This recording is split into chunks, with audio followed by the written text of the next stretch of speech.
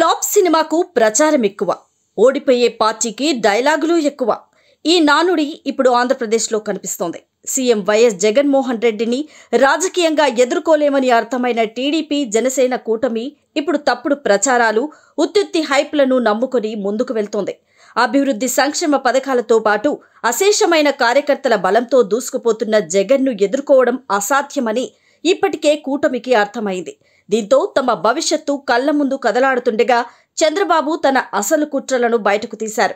అందులో భాగంగా ఏనాడో రాజకీయ వ్యూహకర్త అనే వృత్తిని వదిలేసి పూర్తిస్థాయి రాజకీయ నేతగా మారిన ప్రశాంత్ కిషోర్తో ఒక తప్పుడు కామెంట్ చేయించి దాన్ని ప్రచారంలో పెట్టి ప్రజలను నమ్మించాలని సూచిస్తున్నారు.